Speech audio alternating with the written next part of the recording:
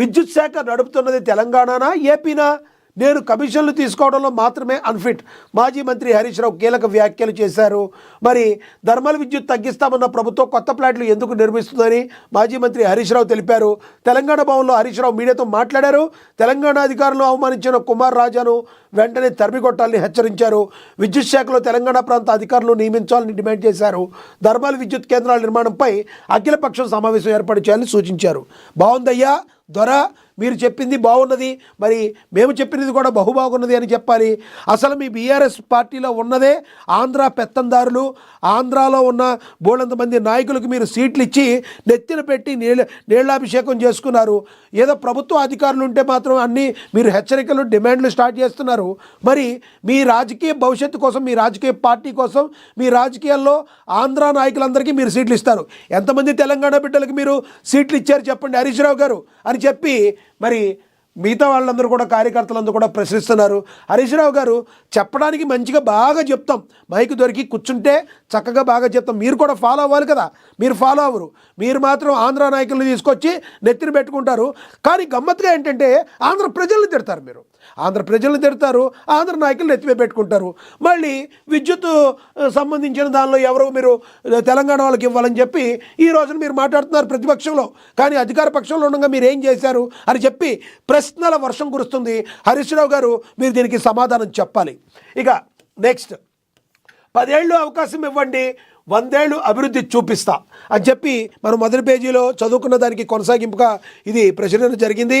ఇక మహిళల భద్రత కోసం తెలంగాణలో టీసేఫ్ విప్లవం, భారతదేశానికి ఆదర్శంగా మారిన టెక్నాలజీ, ముందస్తు నివారణ పద్ధతిలో పనిచేసే వ్యవస్థ, ఏఐ వినియోగంతో మహిళా భద్రతను పెంచనున్న తెలంగాణ.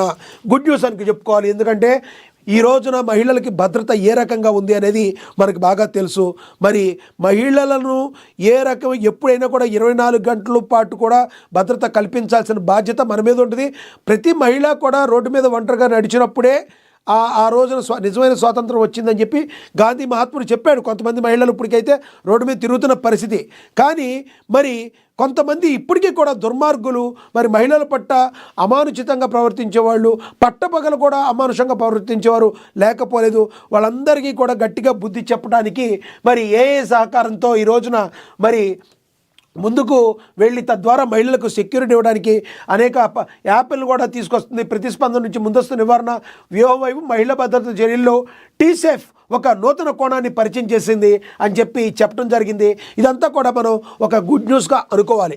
ఇక నామినేషన్ల స్వీకరణ పకడ్బందీగా నిర్వహించాలని జిల్లా కలెక్టర్ హనుమంతరావు చెప్పారని ప్రచురించారు. ఇక సీఎం కాన్వాయ్లో 6 వాహనాల తనిఖీ, కొత్తగూడెం పర్యటనకు ముందు ఎన్నికల అధికారుల ఆకస్మిక చర్య. ఎక్కడైతే ఇప్పుడు ఎన్నికలు జరుగుతున్న క్రమంలో మరి ఎక్కడికక్కడ చెకింగ్ పాయింట్లు ఉంటాయి కంపల్సరీ. మరి పరిమితికి మించో మీ దగ్గర ఎక్కువ అమౌంట్ కానీ మీరు ఏదైనా తీసుకెళ్తే కంపల్సరీ ఎవరైనా కూడా మీరు గోల్డ్ రూపాయన తీసుకెళ్ళినా ఎలా తీసుకెళ్ళినా మీరు సంబంధించిన బిల్లులు అయితే జేబులో పెట్టుకోవాలి. లేదంటే మాత్రం మీరు రిస్క్లో పడతారు. సామాన్య ప్రజలు కూడా ఒక్కొక్కసారి కొంత అవసరం ఉన్నప్పుడు ఏదన్నా మీరు బిల్డింగ్ కొనుక్కోవాలనో ఇంకోటి కొనుక్కోవాలనో ఏదైనా కొంతమంది క్యాష్ తీసుకెళ్తూ ఉంటారు. ఇలాంటివి కూడా తగినన్ని ఆధారాలు మీరు పక్కన పెట్టుకోకపోతే మాత్రం కంపల్సరీ చిక్కుల్లో పడతారు. ఇది ఎలక్షన్ కోడ్ ఉన్న టైం కాబట్టి జరా కొంచెం జాగ్రత్తగా ఉండాలి. ఇక పేద ప్రజలకు వైద్య భరోసా, ఖమ్మం జీజీహెచ్లో తొలిసారి ఉచిత ఫేస్ మేకర్ శస్త్రచికిత్స విజయవంతం అని చెప్పి రాశారు. ఇక అదేవిధంగా గర్భిణీ స్త్రీలకు మెరుగైన వైద్యం అందించాలి జిల్లా కలెక్టర్ హనుమంతరావు చెప్పారు. మీ ఊరి బిడ్డను ఆశీర్వదించి గెలిపించండి బీఆర్ఎస్ సర్పంచ్ అభ్యర్థి తాడూరి లలిత లింగస్వామి కూడా చెప్తున్నట్టుగా ఉంది. బీసీ రిజర్వేషన్లపై బీజేపీకి ప్రేమ లేదని చెప్పి మరి డిప్యూటీ సీఎం మల్లు భట్టి విక్రమార్క గారు చెప్పారు. బీసీలకు 42% రిజర్వేషన్లు కల్పించడం చాలన్న ప్రేమ దేశాన్ని పరిపాలిస్తున్న బీజేపీకి లేదని తెలంగాణ ఉప ముఖ్యమంత్రి మల్లు భట్టి విక్రమార్క అన్నారు. సోమవారం సాయంత్రం ఖమ్మం జిల్లా కాంగ్రెస్ కార్యాలయంలో నూతి సత్యనారాయణ జిల్లా కాంగ్రెస్ అధ్యక్షునిగా బాధ్యతలు స్వీకరించిన సందర్భంగా ఆయన ప్రసంగించడం జరిగింది. దేశంలోనే మొదటిసారిగా మెట్రోలో 20 మంది